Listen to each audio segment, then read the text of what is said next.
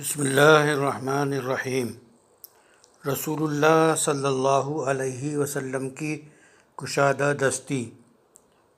رسول اللہ صلی اللہ علیہ وسلم نہ فقیر و محتاج تھے اور نہ غنی و مالدار، بلکہ آپ صلی اللہ علیہ وسلم فقیرانہ زندگی گزارتے تھے۔ چونکہ آپ صلی اللہ علیہ وسلم کے ہاتھ میں کچھ نہ بچتا، جنگوں سے جو مال غنیمت آتا اس کا 5واں حصہ آپ صلی اللہ علیہ وسلم کے لیے مختص ہوتا، لیکن آپ صلی اللہ علیہ وسلم کا تو نرالا حال تھا۔ ایسا ہو سکتا کہ آپ صلی اللہ علیہ وسلم کا پڑوسی بھوکا ہو اور آپ صلی اللہ علیہ وسلم محو آرام ہوں، اس لیے مال جیسے ہی آتا آپ صلی اللہ علیہ وسلم راہ خدا میں خرچ فرما دیتے، جس کا نتیجہ یہ تھا کہ آپ صلی اللہ علیہ وسلم کئی دن اور رات فاقہ سے گزارتے، بھوکے سو جاتے اور فقر و فاقہ سے بے پرواہ خرچ کرتے۔ آپ صلی اللہ علیہ وسلم سے جو کچھ مانگتا عطا فرماتے۔ آئیے ہم آپ صلی اللہ علیہ وسلم کی داخلی زندگی میں آپ صلی اللہ علیہ وسلم کی کشادہ دستی کی ہستی دیکھیں۔ بڑے سخی عبداللہ ابن عباس رسول اللہ صلی اللہ علیہ وسلم کے چچا زاد ہیں۔ رسول اللہ صلی اللہ علیہ وسلم کے بارے میں فرماتے ہیں، رسول اللہ صلی اللہ علیہ وسلم کار خیر میں بڑے سخی تھے اور رمضان کے مہینے میں تو سخاوت قابل دید ہوتی۔ صحیح بخاری میں یہ روایت موجود ہے، کسی سائل کو آپ نہ لوٹاتے۔ آپ صلی اللہ علیہ وسلم کی سخاوت کا یہ حال تھا کہ آپ صلی اللہ علیہ وسلم سے دنیاوی چیز کوئی مانگتا تو کبھی سائل کو واپس نہ لوٹاتے۔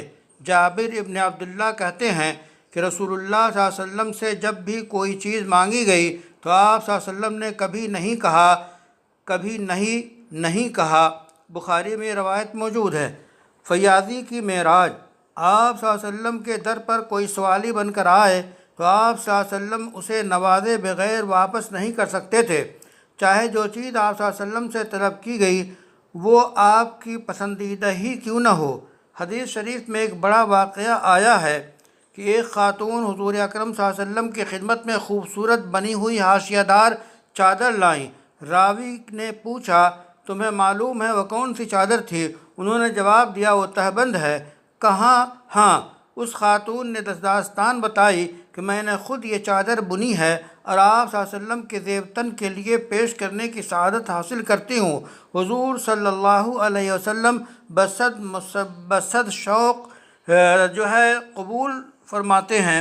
حضور صلی اللہ علیہ وسلم نے اسے تہبند بنا کر پہن لیا اور باہر جلوہ افروز ہوئے تو فلاں صحابی نے اس تہبند کی بڑی تعریف کی اور کہنے لگے، بہت عمدہ ہے، مجھے بخش دیجئے۔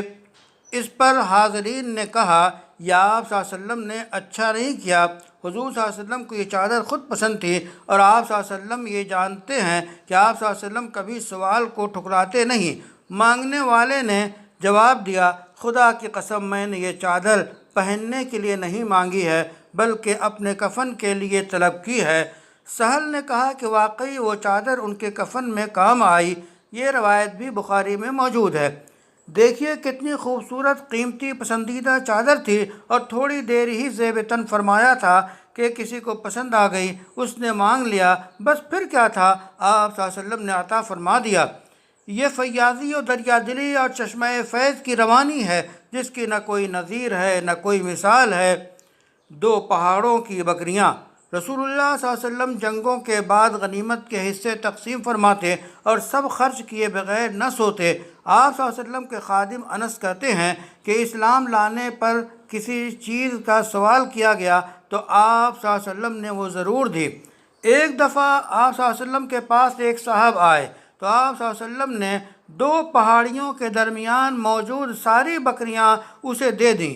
وہ واپس اپنی قوم کے پاس گئے اور کہا، میرے لوگو، اسلام قبول کر لو، کیونکہ محمد اس شخص کی طرح عطا کرتے ہیں جسے فقر کا اندیشہ نہیں ہوتا۔ یہ روایت صحیح مسلم میں ہے۔ صدقہ کے فضائل۔ ابھرتے معاشرہ کی جڑیں مضبوط کرنے کے لیے راہ خدا میں خرچ کرنے کے جذبہ کو فراواں فرماتے تاکہ سماج کو مشکلات سے خرچ کی عادت سے تحفظ ملے اور مالداروں اور غریبوں کا فاصلہ کم ہو اور دونوں طبقات کے درمیان فطری توازن قائم ہو۔ اس لیے چند اقدامات کیے گئے، وہ یہ ہیں۔ پہلی بات، منفعت کا تسلسل۔ رسول اللہ صلی اللہ علیہ وسلم ضرورت مندوں کو صدقہ دینے کی ترغیب دیتے اور بتاتے کہ 3 عمل ایسے ہیں جن کا ثواب انسان کو مرنے کے بعد بھی ملتا رہے گا۔ فرمایا جب انسان مر جاتا ہے تو اس کا عمل سوائے 3 عمل کے رک جاتا ہے، ایک صدقہ جاریہ، دوسرے نفع بخش علم، تیسرے نیک اولاد جو دعا کرے۔ صحیح مسلم نے روایت کیا۔ دوسری بات، بہترین صدقہ۔ حضور اکرم صلی اللہ علیہ وسلم نے ایک نئی حقیقت سے روشناس کرایا جسے بیشتر لوگ نہیں جانتے، وہ یہ ہے کہ اللہ کے ہاں بہترین صدقہ وہ ہے جو بیوی اور اولاد کے لیے ہو، اور عمدہ صدقہ وہی ہے جو اپنی ذات اور اہل و عیال کے حقوق کی ادائیگی کے بعد نکالا جائے، تاکہ ایسا نہ ہو کہ صدقہ کرنے والا صدقہ نکالنے کے بعد کسی دوسرے کا خود بوجھ بن جائے۔ حضور صلی اللہ علیہ وسلم نے فرمایا بہترین خیرات وہ ہے جس کے دینے کے بعد آدمی مالدار رہے، پھر صدقہ پہلے انہیں دو جو تمہاری زیر پرورش ہیں۔ یہ روایت بخاری میں موجود ہے۔ خیر کے دروازے، یہ تیسری چیز ہے۔ رسول اللہ صلی اللہ علیہ وسلم اپنے ماننے والوں کو خیر کے دروازہ اختیار کرنے کی ترغیب دیتے۔ رسول اللہ صلی اللہ علیہ وسلم نے صحابی رسول معاذ بن جبل سے فرمایا کیا میں تمہیں خیر کے دروازے بتاؤں؟ میں نے عرض کیا کیوں نہیں رسول اللہ صلی اللہ علیہ وسلم؟ فرمایا روزہ ڈھال ہے، صدقہ گناہ کو مٹاتا ہے، جس طرح آگ کو پانی بجھاتی ہے، جس طرح آگ کو پانی بجھاتا ہے۔ ترمذی میں یہ روایت موجود ہے، علامہ البانی نے صحیح الترغیب میں درج کیا ہے۔ چوتھی چیز، صدقے کا وسیع مفہوم۔ رسول اللہ صلی اللہ علیہ وسلم نے صدقے کے اصل حقیقت بیان فرمائی تاکہ لوگ صدقہ کا صرف یہ مفہوم فقیروں مسکینوں کو دینا نہ سمجھتے رہیں۔ حضور صلی اللہ علیہ وسلم نے صدقہ کے وسیع مفہوم کو بیان کیا جس میں بیوی، اولاد، خادم، خود انسان کی ذات سب شامل ہے۔